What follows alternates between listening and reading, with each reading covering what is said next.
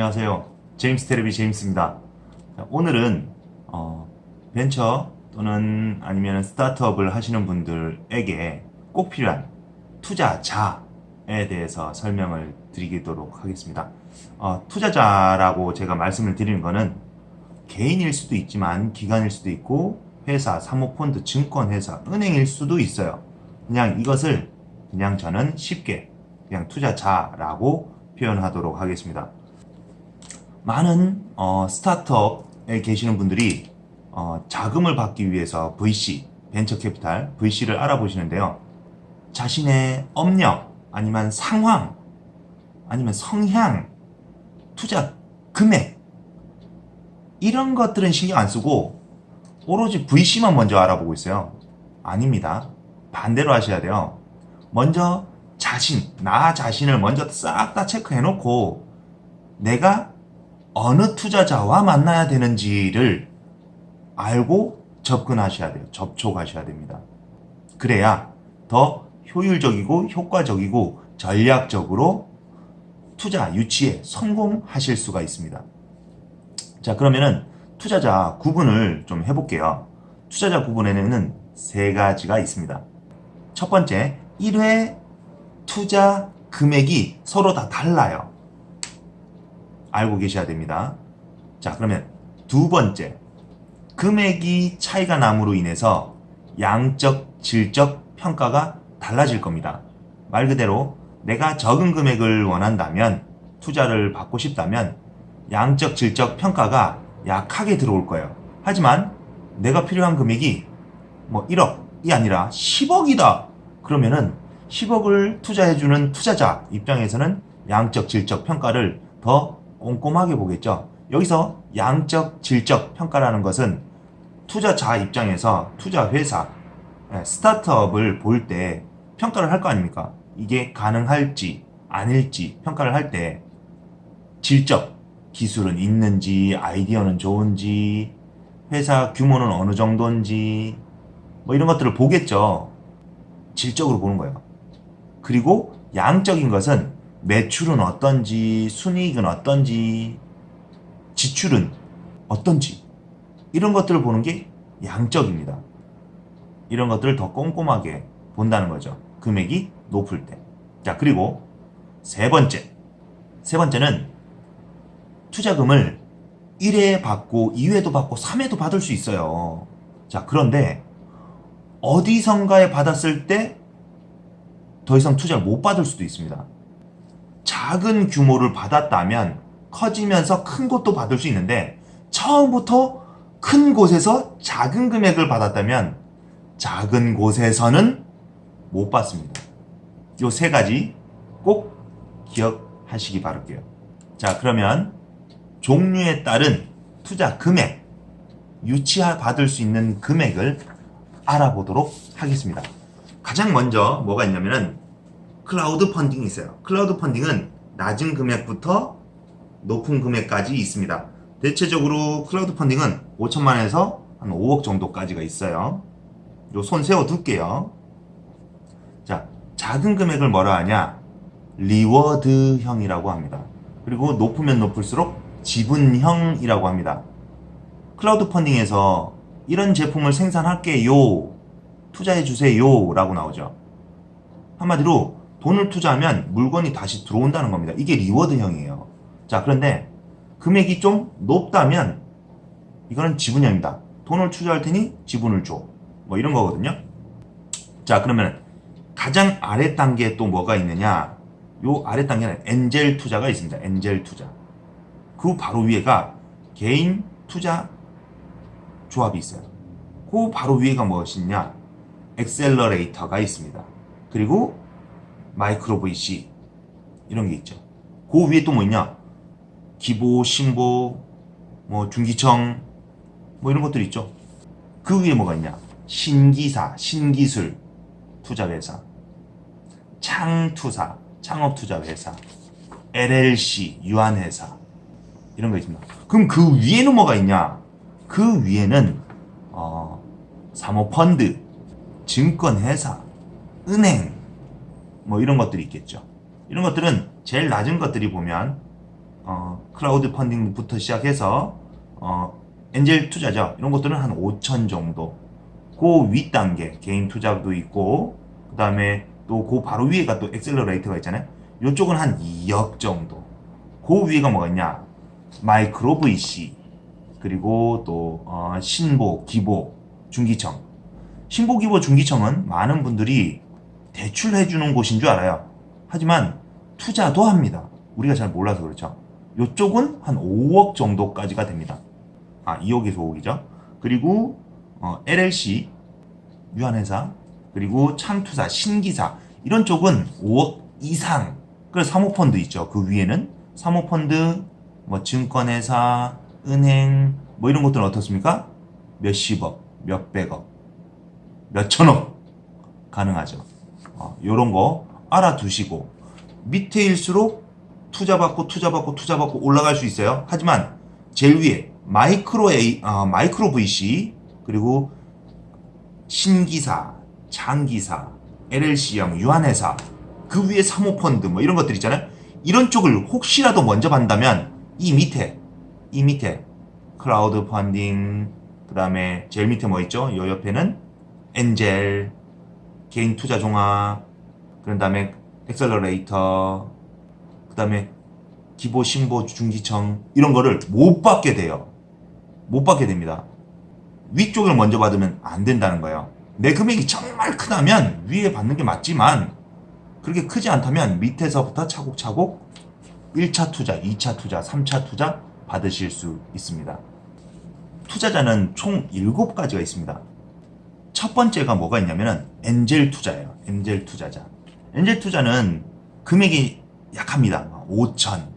그래서 엔젤 투자를 별로 신경 안 쓰시는 분들인데, 엔젤 투자에는요, 매칭 펀드라는 게 있어요. 엔젤 투자를 받았다 하더라도 2.5배, 한 2억까지도 또 받으실 수가 있어요. 자, 그런데 여기서 엔젤 투자는 무엇을 어떻게 협상했냐에 따라서 매칭 펀드도 매칭, 말 그대로 매칭이에요. 그 방식 그대로 또 투자를 받을 수 있습니다. 수익금을 주기로 했다? 그럼 수익금 또 주면 되겠죠. 매칭이니까. 그런데 지분을 줬다? 매칭 펀드에 또 지분을 또 줘야 돼요. 그럼 지분을 별로 주고 싶지 않은 스타트업, 창업자라면 조금 조심하셔야겠죠. 그리고 매칭 펀드는 내가 투자자에게, 엔젤 투자자에게서 투자를 받고 나서 내가 신청하는 게 아닙니다. 엔젤 투자자가 자기와 연관되어 있는 매칭을 신청합니다. 그래서 처음부터 엔젤 투자자를 접촉을 한다면 스타트업 분들은 그것도 알아보셔야 돼요. 미리 얘기하시고 투자 의향에 대해서 협상을 하셔야 돼요. 그래야 나중에 더 큰 금액을 받게 된다면 좀 더 효과적으로 받으실 수 있겠죠. 두 번째, 엑셀러레이터라는 게 있습니다. 엑셀러레이터와 아까 말씀드렸던 엔젤 투자, 그 사이에는 연계가 가능한데 무엇으로 연계가 되냐? 개인 투자 조합으로 연계가 됩니다. 그래서 엑셀러레이터는 조금 더 다양한, 더 큰 폭의 투자를 받으실 수 있어요. 대체적으로 뭐 한 2억까지도 볼 수 있지만 아닙니다.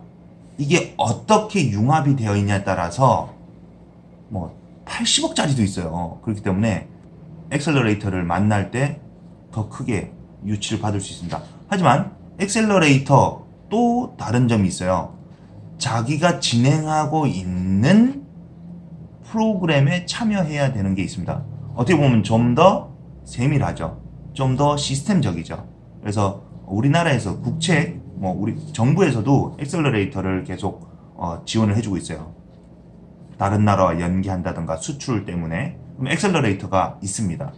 그런 엑셀러레이터를 어떻게 보면 신청함으로 인해서 나중에 자금 유치까지, 투자 유치까지 받을 수 있는 거. 그리고 그 금액들이 나중에 개인 투자, 마이크로 VC가 있거든요. 그런 것들과도 연계가 해서 20억, 50억, 80억까지도 가능합니다. 대신 내 스타트업이 어느 정도 가치가 있느냐에 따라서.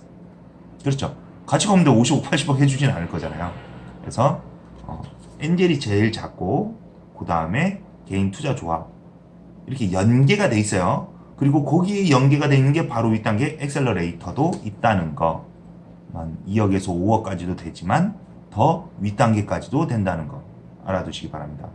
세 번째, 신보, 기보, 중기청 자금이 있습니다. 정책 자금이라고 그러죠.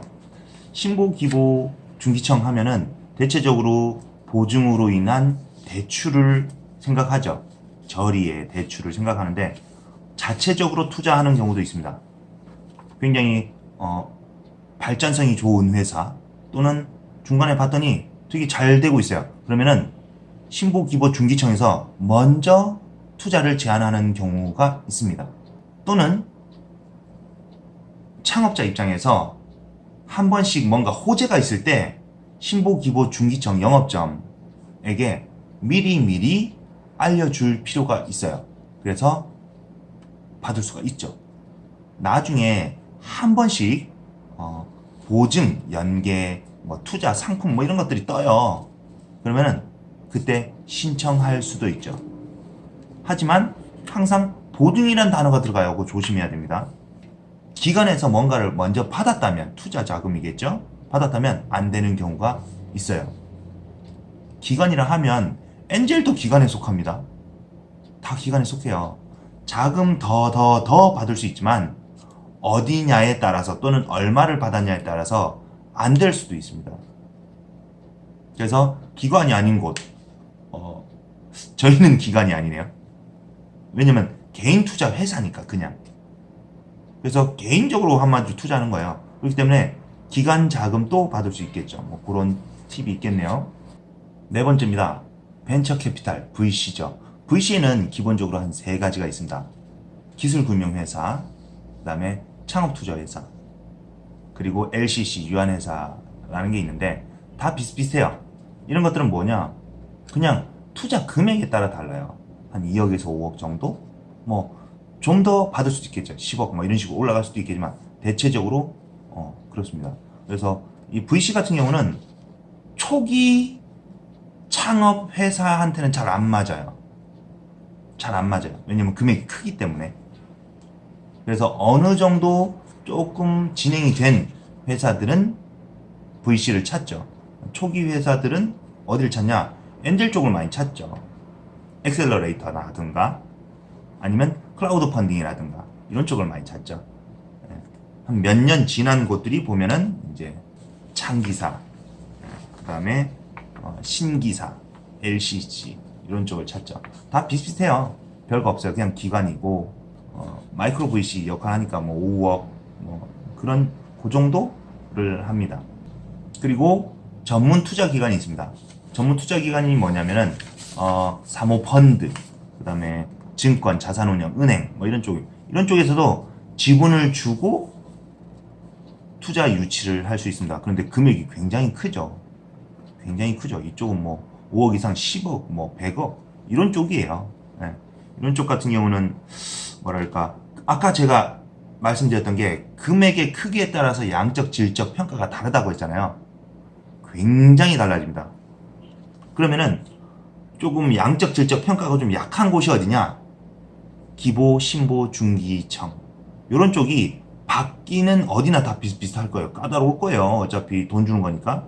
하지만 이후 이 사후 관리가 아무래도 좀 편하고 쉬운 곳이 기보, 신보, 중기청 이런 쪽이 그렇죠. 다른 곳들은 굉장히 빡빡합니다. 점점 빡빡해요. 금액이 클수록. 여섯 번째, 클라우드 펀딩이 있어요. 아까 제가 말씀드렸죠. 클라우드 펀딩은 낮은 금액부터 높은 금액까지 가능하다. 한마디로 5천부터 5억까지도 가능하다 라고 말씀드렸어요. 자, 그런데 클라우드 펀딩은 금액이 낮을 때는 리워드형, 돈 주면 물건 받는 거 이런 쪽이라고 말씀드렸는데 금액이 크면 지분형이라고 말씀드렸잖아요. 돈을 받고 지분을 내주는 이런 형태입니다. 자, 그렇다면 클라우드 펀딩 혹시 아세요? 1인당 얼마를 투자할 수 있는지? 내가 투자를 받고 싶다면 투자자 개인 한 명당 몇 배가 안 돼요. 그럼 내가 2억을 받고 싶다. 1인당 200만 원이면 2,002억. 이렇게 한마디로 100명을 받아야 되는 거예요. 어렵죠. 100명 언제 모읍니까? 못 모을 수도 있죠. 그렇죠. 클라우드 펀딩 1인당 금액이 100만 원이라면 더 많은 사람들이 신청을 해야 돼요. 그렇기 때문에 안 맞을 수 있습니다. 하지만 펀드 벤처가 있어요 또. 그래서 금액을 더 추가적으로 늘릴 수가 있습니다. 7번째로 전략적 투자자 SI라고 하는데요. 전략적 투자자는 기업일 수도 있고 개인일 수도 있어요. 그래서 만약에 전략적 투자자 같은 경우는 기업이라면 어떻게 될까요? 내가 성장했다면 기술을 뺏길 수도 있어요. 그죠? 아니면 합병될 수도 있는 거고요. 어떻게 보면 우군이 될 수도 있고요. 그리고 만약 이게 개인이라면 전략적 투자자 굉장히 좋을 수 있어요. 그래서 전략적 투자를 받을 때 경영에 간섭이 될 수도 있고 안 될 수도 있어요. 그러니까 호불호가 갈립니다. 개인들은 전략적 투자를 하는 개인들은 경영에 크게 관여를 안 할 수도 있어요. 열심히 하세요.